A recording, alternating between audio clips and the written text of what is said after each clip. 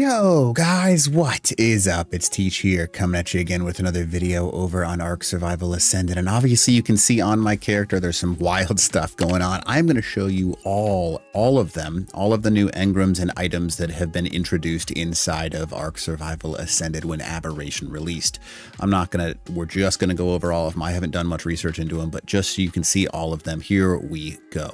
So all you have to do if you want to see them yourself, click on engrams, go to Bob's Tall Tales, and then you will actually see inside of this zone right here, and just keep scrolling down. You'll see that once you start basically like level 48, it looks like all of the Scorched stuff was an early game, and this is kind of like end game stuff for the Aberration. But you've got steam lights, you've got library storage, spotlights, windmills, goo guns, tinkering desk, industrial preserving bin, gene storage scanners, gene storage and gene scanners, unassembled survivor mate, embryo incubator, clock face, Zeppelin, steam forge, stopwatch, linked storage box, and Tesla coil. Huge. These are big changes, right?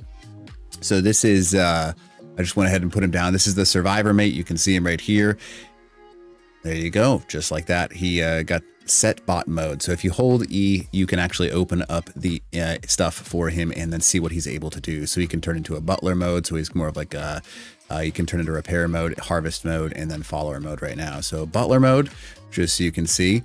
Okay, stop tossing me around, Earthquake, right now. But anyways, let's go ahead and go into it. So you can see your options for him. It kind of shows you your visual range, and it's got a massive visual range, which is super awesome, obviously.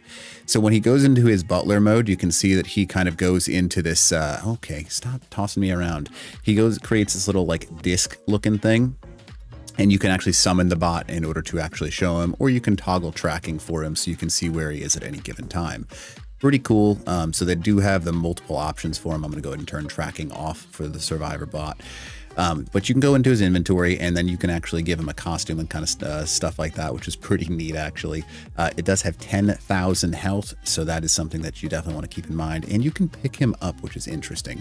So you can pick him up, and it kind of just destroys whatever's there. And then it looks like you can just place him right back down by just saying, hitting E when he's in your inventory, right? So you saw he's in follower mode there. There's a butler mode, repair mode, and then a harvest mode as well. Notice how when I put him into harvest mode, he essentially goes into this little thing. You can click on the buffs. I don't have anything. I assume that you might have to put like a pick or something like that in his inventory in order for him to harvest things, but I'm not totally sure how that's going to work. I'll kind of do a little bit more in depth on that later on, but that's kind of the survivor mate bot. All right, so next thing we're going to talk about is the Embryo Incubator. Now, obviously, this thing looks crazy.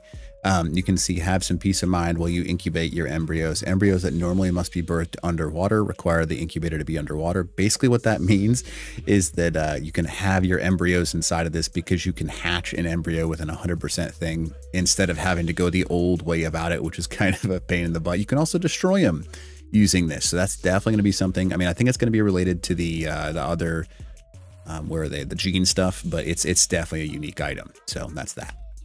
All right. I'm not going into super depth on all of these. I'm just showing you the new stuff so you can see what to look forward to.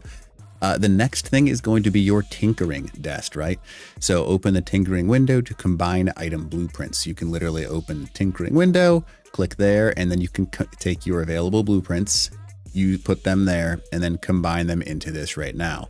You can see that unstable combined results always have a quality equal to the average quality of the blueprints, but only have a 25% chance to successfully combine. Stable is results the quality of the average quality combined blueprints plus 20%, but has a quality as low as 50% of that average. So it basically, you can get a higher one with an unstable one, but you're not guaranteed anything. And then the stable one, you have a higher chance of keeping it, but you might lose everything. So that's really neat that they added that function in there. Definitely going to be something that people are going to be utilizing a lot. I like this one a lot. I don't know why they don't add stuff like this more often, just like a little, why didn't that place? Okay, steam lamp, just like this one right here. You can see it. It's neat. It's funky. It's got a high intensity, and it's just got a fun look to it, which is what I like the most about it. So yeah, definitely something that I just like when they add stuff like that. All right, spotlight. This thing I am curious to see. So you can go ahead and turn the spotlight on, and it like blasts an entire zone. And what I think this is really, so you can literally mount the spotlight and move it around, and you can also paint it. That's really creepy. I don't think it's supposed to do that, but maybe it is. But it does a good job of spotlighting certain things. I think this might be a little bit abusive in PvP because you might be able to point these at people. And just let's see how bright it is when you look into it, right? That's not super bad. Okay. But you can also paint it, from what I understand, in order to like make certain things show up on the outside of it. You can see that there's also the intensity changes, medium, high, and low. So that's kind of pretty freaking cool that that's a thing. The steampunk, I'm digging it. I'm digging it a lot. Now, next up is our linked storage box. You can see this thing is powering up, and it has the ability to have 4 nearby. But basically, if you read it, a technological marvel that connects other allied linked storage boxes items in one can be accessed in all others. It requires power to share that storage. Basically, all that means is that it's going to power up, requires power or a battery to connect to linked storage network. Now, that's really neat. I don't see that there's an actual range on it, so it might have infinite range, and you might be able to have a linked storage box network across an entire zone, which is crazy, because if you have like one near rock drake eggs, right, I can just send my rock drake's eggs using this linked storage, and that's going to be something that's kind of bonkers. I really look forward to that. Adding stuff like that is awesome. Kudos to you, Ark, for adding something like that. Now, I don't see a range on them, so that's why I think it's going to be a infinite range. So, you know, but there's only 4 of them, so keep that in mind. So see how I've got the, when I look at it, linked storage limit, I can only have 4. So that's something. Average local or access local inventory. And then I'm assuming that once these things power up, and we'll check them towards the end of this video, you can access the actual stuff at the end. All right, so let's keep moving on. That was just the first row. So library storage, right? So this guy right here, and I'm trying to like leave them a little bit apart so you can kind of see the differences and stuff like that. So this is library storage. Blueprints can be stored here in any linked structures. This just appears to be something that you can place down and is the exact same thing as a blueprint area, but you can have automated, so you can use the structure to automate somehow with Survivor Mate in order to kind of have him go into repair mode, which is kind of unique.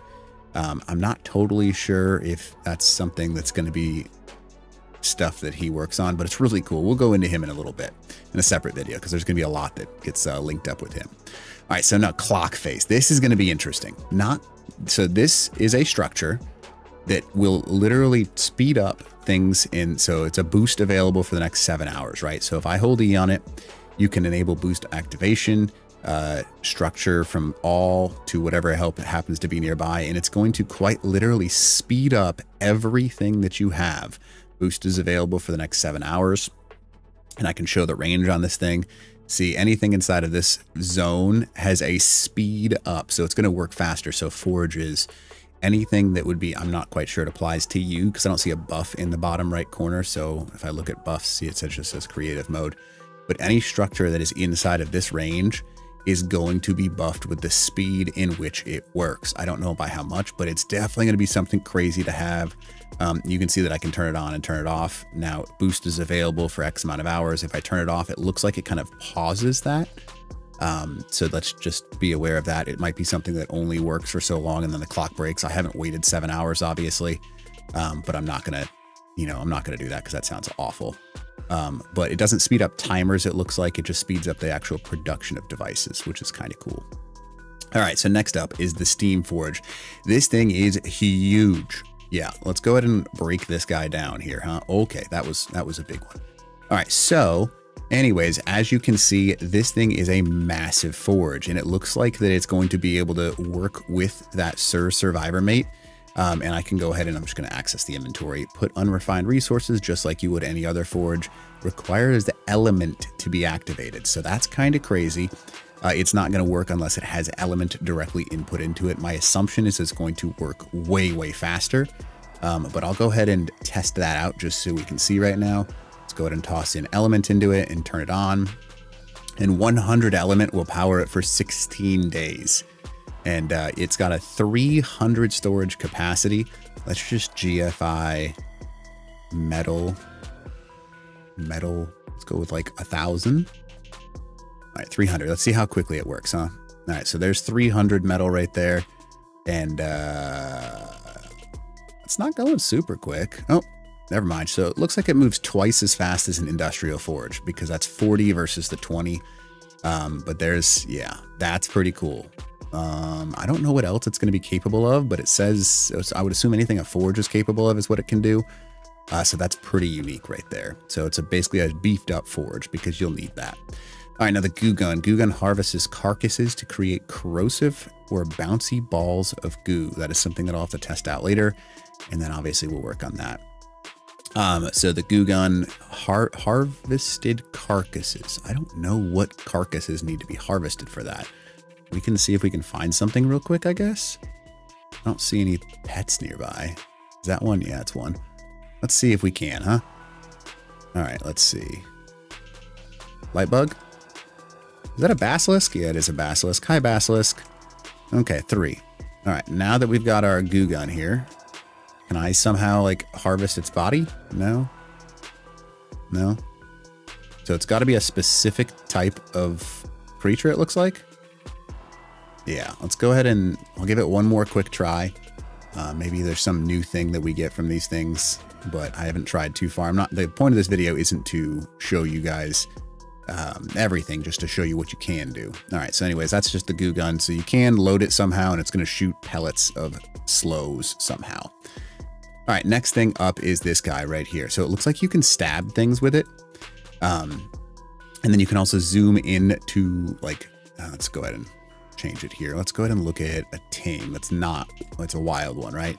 So you can see this is an aberrant 135, 1 mutatable oxygen. So that's kind of cool. So if I now go up and stab this thing, what happens? Nope, it didn't pull anything. This one says mutatable food. That's kind of cool. So it tells you what they have mutation wise. What if I go up to this one and said oxygen frail? So it does not have much oxygen on that. Okay, let's go ahead and force tame this, right? Force tame. Oh, that's one word. What am I doing? Force tame. All right. All right. So gene trait, cannot extract embryo, must be pregnant. Gene trait options. Ooh, this creature's oxygen stat is highly mutable, making its offspring more likely to gain mutations, but it's only in oxygen. So I could easily take this one, transfer from adult creature, and now I've got it inside of my gene scanner. Oh, that's kind of cool. Now if I assume that I can use this gene scanner, oxygen frail. Let's see if it can also pull something out of this guy, huh? All right, let's go ahead and stab this thing. Oxygen frail. This creature has a frail oxygen gene, and its offspring are more likely to inherit the lower of its parents' oxygen stat. That's really interesting. So you can see that information on it. So that's pretty cool. So you can use this scanner to kind of pick up if something has good stats and stuff like that. So it looks like the 2 options that I've seen so far, I'm sure there might be more, were the good chance and low chance. So that's pretty cool. So that's the new gene splicer. All right. Now that we've got into the gene splicer, let's go into the gene storage, because now that you can splice some things, what's the value of splicing something if you can't storage? Place traits here from a gene scanner, only accessible when powered. So I wonder if okay, so if okay, what if I put it over here? Well, that's a Zeppelin. That's not what I'm looking for. I want the splicer. Where is the splicer? What just happened? Am I crazy? Oh, there it is. Okay, gene splicer. Now if I place it over here, no. Okay. Gene trait options. Oh, there we go. So you just have to hold E on it, and then I can store it in there. And now it's got mutatable oxygen. That's cool. So now I can customize. Did it pick it up? Remote target. Okay, yeah. So mutable oxygen, highly mutatable, making its offspring more likely to gain mutations in oxygen. That's cool. So you can store them once you get good ones. Oh, that's awesome. That's going to be huge. I love that. That's going to be so fun. All right, Tesla coil. This is the next one. This is a huge one that people are going to want to see a lot of. So that's the Tesla coil. It's turned on. It doesn't do anything crazy, it looks like. It has 15,000 base damage. You can see the attack type. It's got volatile, bright, and charged attacks. My assumption is this is a stun. This does health damage, and then this actually will create a charge attack that'll do things like Reapers and Nameless and stuff like that. So that's kind of cool. So if I go to volatile, oh, it switches it to purple. Okay, attack type, bright. That goes to blue. Okay, cool. So that's going to be the concussive stun, I assume. You can rename them just like anything else, and you can change their targeting options just like every other turret. My assumption is their range is a little bit lower because that's kind of crazy if they can shoot a long ways. I'm assuming they can be damaged by flame arrows and things like that, but we'll see. But that's crazy. That's a really cool thing. New turrets is awesome for defense. Gotta love it. All right, so Tesla coils, gene storage, stopwatch. Okay. All right, so let's go ahead and click.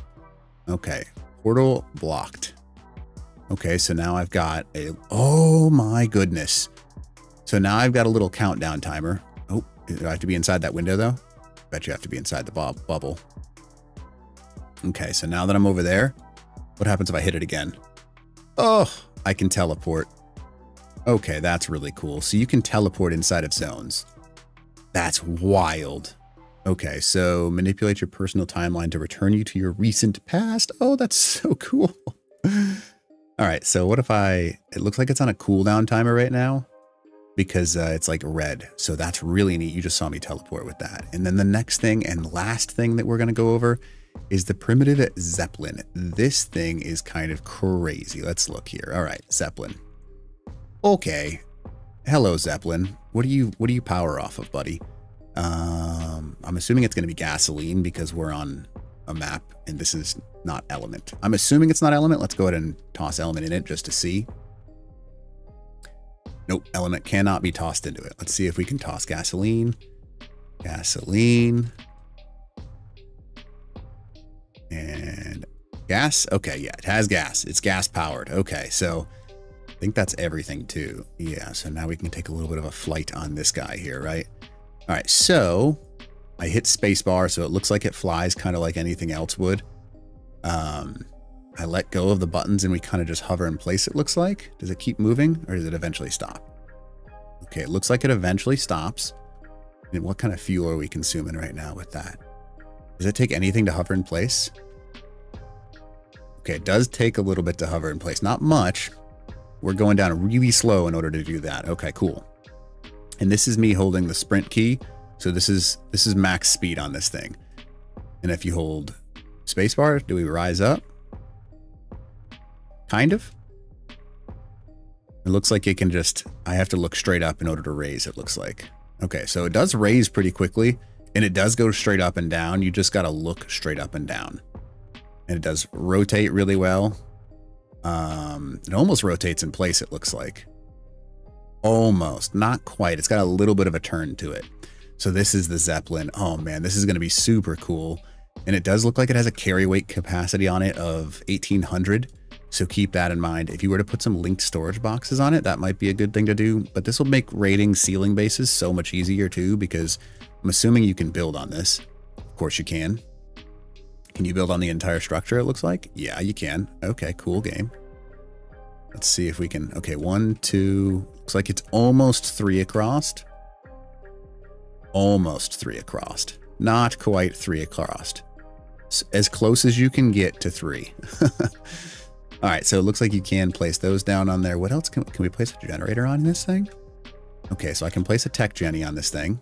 That's kind of cool. What about turrets? All right, heavy auto, tech, and then we want a Tesla coil as well. Tesla coil. Okay.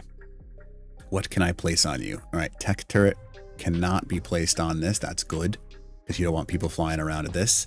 You cannot place this on it. What about a Tesla coil? Requires placement on floor. All right, turrets cannot be placed on it. That makes me very happy. But that is really cool. The Zeppelin is going to make a big, big difference in this game. Yeah, this is going to be super cool. I hope you guys are as stoked as I am because these new items look awesome. So anyways, yeah, I'm going to go ahead and let you guys test them a little bit more on your own. I'll go into like further details with individual stuff. But definitely, if you don't mind, smash that like button, leave a comment below for the algorithm, and then consider subbing to the channel. All right, Teach. Out.